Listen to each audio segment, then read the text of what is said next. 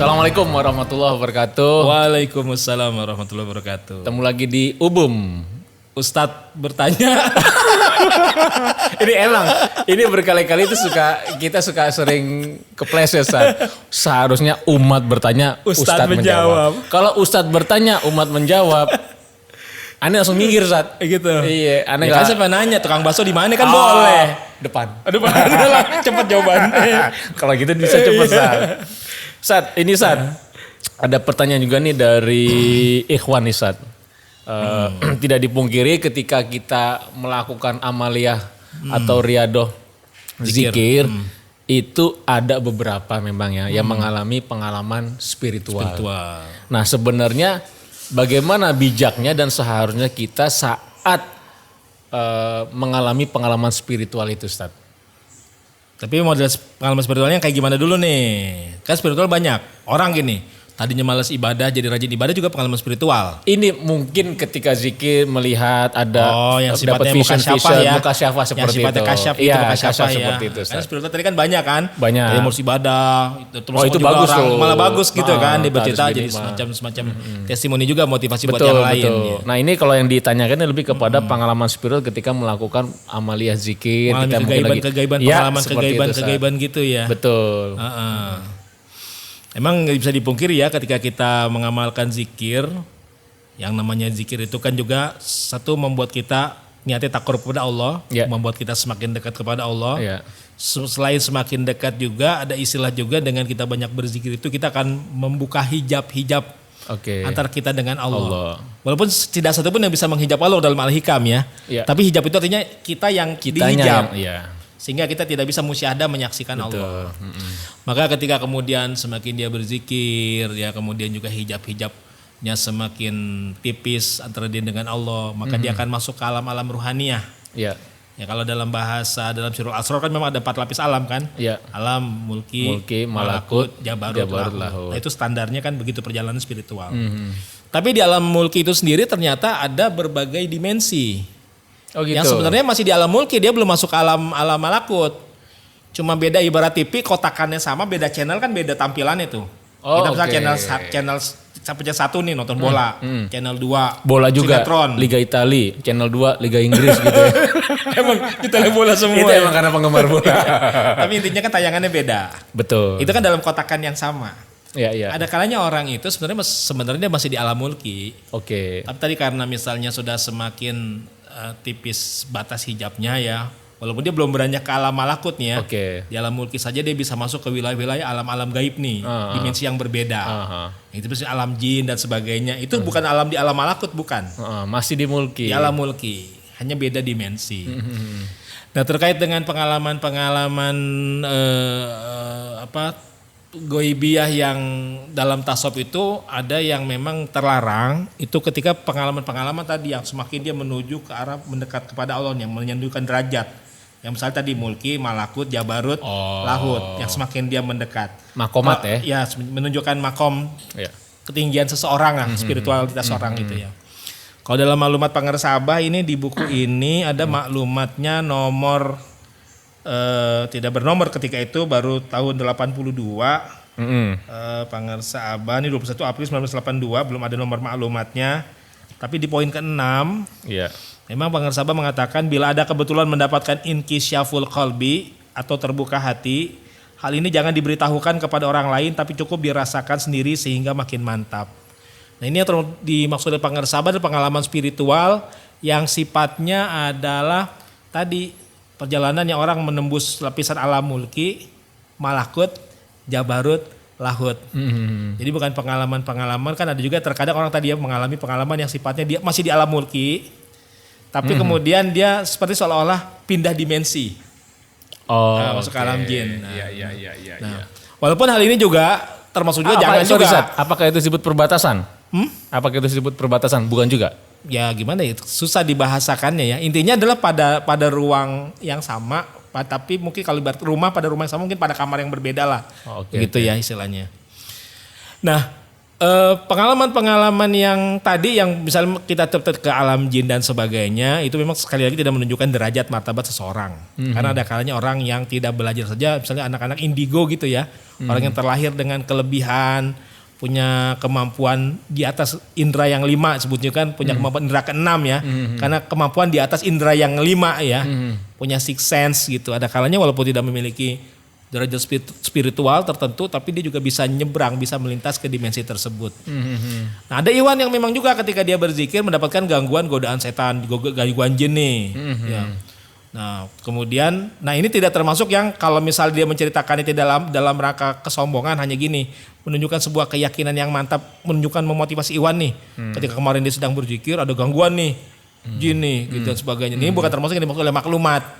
Kalau yang maklumat itu lebih kepada pengalaman yang ruhani saat dia menuju Allah itu ya. Misalnya dia menunjukkan ketika menembus ke alam-alam malakut, berjumpa dengan para malaikat, berjumpa dengan ruh-ruh para nabi, ruh-ruh para wali.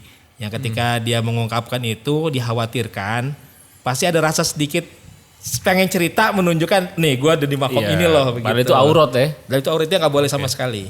Okay. Tapi kalau yang tadi itu misalnya ketelepasan nih, dia misal bercerita, pengen cerita sama anaknya nih, oh jangan takut sama setan gini-gini, kemarin bapak lagi jikir diganggu setan. Itu walaupun mungkin cara pembahasan juga jangan menunjukkan sampai ketakabur ya. Tapi sebenarnya orang yang di level itu pun tidak menunjukkan derajat tadi, orang yang mengalami namanya mukasyafah goibiyah. Betul. Kalau yang semakin menunjuk kalau itu mukasyafah robaniyah.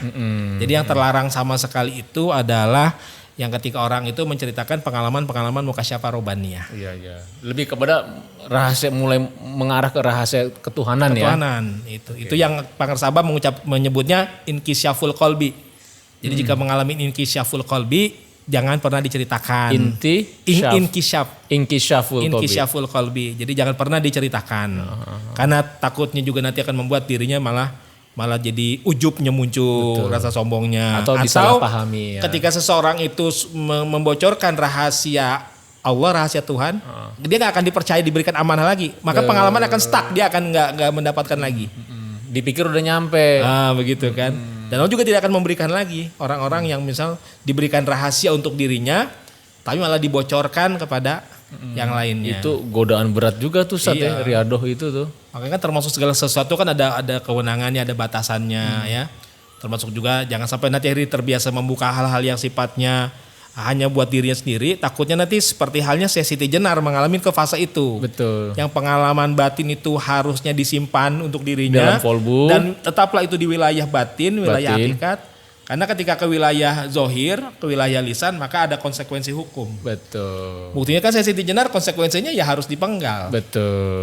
Mansur Al-Halat juga harus dihukum mati. Ya. Iya. Jadi harus mengalami konsekuensi hukum ketika pengalaman-pengalaman yang ada di batin itu dikeluarkan. Karena apa yang ada di batin itu tidak bisa 100% sama plek ketika diungkapkan ke wilayah zohir. Iya. Karena bagaimanapun juga rasa seperti yang kajian kemarin Ustaz. Iya. Gimana menceritakan rasa pisang. Nah, kalau orang yang belum makan pisang dikasih jelas segala macam. Sekarang ganti dong, ini contohnya dong. Apaan? Rasa duren. Tapi itu juga tahu nih. Aneh tahu nih. Kenapa temanya duren? Gitu. Sampai mana saat? Tadi contoh tentang pengalaman gitu rasa. Jadi batin tidak bisa mengungkapkan apa yang dirasakan. Makanya lebih baik udah praktek aja biar lo ngalamin sendiri kan seperti itu. Iya. Okay. Dan memang lebih amannya begitu untuk menjaga juga agar tadi tidak munculnya sikap rasa ujub. Nah, oke. Ya. Jadi kalau dari pertanyaan ini nih bahwa yang tidak boleh itu adalah pengalaman terkait dengan mukasyafah robaniyah. Yang sama sekali nggak boleh. Itu yang harus dijaga. Benar-benar tapi kadang-kadang kita lagi zikir atau mungkin lagi tidur atau mungkin lagi lep-lepan nyelonjol. Kadang-kadang kan suka yang tadi Ustadz bilang bahwa bisa jadi dalam mulki tetapi beda kamar, tubrukan sama di kamar yang lain kayak gitu kan. Lep-lepan kan kayak ente. Lep-lepan seperti kayak itu. Kayak dudukin makhluk kayak gorila gitu kan, gendro. Gitu nah kalau kan. kayak gitu-gitu cerita begitu masih bisa. Buat humor. Katanya gendro, gue buat bahan candaan, bukannya takut malah. Betul gitu. Oke. Jadi sebenarnya ada dua lah yang di maklumat abad itu dari nomor berapa Ustaz? tidak bernomor, cuma maklumat ini dikeluarkan Pakar Sabah 21 April 1982. Jadi intinya tadi Abah melarang jangan sampai Iwan itu membuka inkishaful qalbi. Jadi pengalaman terbukanya kolbu kita, hati kita. Nah itu lebih dimaksudkan adalah pengalaman-pengalaman sifatnya mukasyafah robaniyah. Pengalaman yang memang pengalaman itu menunjukkan seorang itu jadi seolah semakin sedang kelihatan kedudukannya semakin dekat nih. Betul. Karena kan memang mulki, malakut, jabarut, lahut. Begitu. Nah itu yang sama sekali tidak boleh. Iya. Ini ada ngerempet dikit Ustaz. Kalau pengalaman yang sifatnya itu zohir, tetapi kita menjadi yakin bahwa peran pangarsa Abah, peran Syekh Mursyid itu benar-benar mendampingi muridnya. Nah itu pengalaman spiritual juga. Iya, bisa. Bedanya ketika kita lagi sadar, zohir gitu kan. Kalau ini kan kadang-kadang lagi yang pas lagi kita itu kan. Itu gimana Ustaz? Boleh asal ketika menceritakannya tidak bermaksud sombong, segala pengalaman kita arahkan itu berkah ke rumah pangarsa Abah. Betul. Gitu. Jadi bukan diakui itulah hasil ibadah kita, hasil zikir kita. Padahal zikirnya sama ibadahnya kita masih gitu-gitu aja Ustaz ya. Misalnya contoh ketika suatu saat mengalami tidak sengaja misalnya mobil yang nyaris kecelakaan, tiba-tiba ada pertolongan yang nyaris tidak mungkin gitu kan. Maka sudah akhirnya ini misalnya gitu hal gitu kan sering tuh orang ya. Nah, atau ketika dia ditabrak tronton, dia mental aja, nggak kenapa-napa yang harusnya luka parah. Nah itu kan ada juga Iwan banyak mengalami seperti itu. Itu disebut pengalaman spiritual juga sebenarnya. Bisa juga.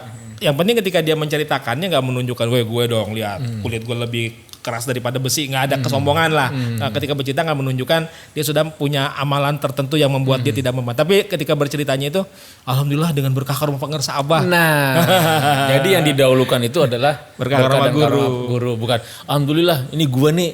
Wow, itu ya. Iya begitu. Oke, terima kasih banyak Ustaz. Sama-sama. Terjawab sudah pertanyaan dari teman-teman. Jadi pada prinsipnya terkait dengan pengalaman ghaibiyah itu ada dua, Ustaz ya. Pengalaman inkishaful qalbi. Dia terbukanya hati. Terbukanya hati sama yang kedua. Ada dua, pertama mukasyafah robaniyah sama yang kedua mukasyafah ghaibiyah. Oke, yang enggak boleh itu sama sekali adalah mukasyafah robaniyah. Kalau ghaibiyah kalaupun menceritakan tapi bersyarat ya. Jangan menunjukkan sikap ujub sombong. Betul. Sampai karena justru bin nikmah ya. Nah, justru ada rasa dalam rangka kita harus bin nikmah dan juga dalam rangka kita tadi kita menyanjung guru kita. Gitu. Lengkap sudah Ustaz. Singkat, padat, jelas Ustaz. Jadi padi jaleh kalau kata jaleh. Jadi mudah-mudahan Ustaz Andika ini kalau ada pertanyaan lagi nih masih mau menjawab. Insyaallah. Gitu. Karena memang banyak Ustaz suka ada komen di YouTube, Instagram maupun inbox ke admin TK News. Insyaallah. Oke, demikian Sobat TK News. Kalau ada yang mau ditanya lagi terkait dengan amaliyah ketekinan bisa komen, bisa inbox ke admin TK News. Dan yang kedua, pastikan sudah unduh atau mendownload aplikasi TK News untuk mendapatkan informasi-informasi terkait dengan ketarikatan. Dan terakhir, untuk teman-teman yang sudah ikut berkontribusi mengembangkan dakwah digital melalui TK News, kita acungin 2 jempol. 4 jempol. Ini nambahin. Matur suwun sangat. Iya. Oke, terima kasih. Assalamualaikum warahmatullahi wabarakatuh. Waalaikumsalam warahmatullahi wabarakatuh.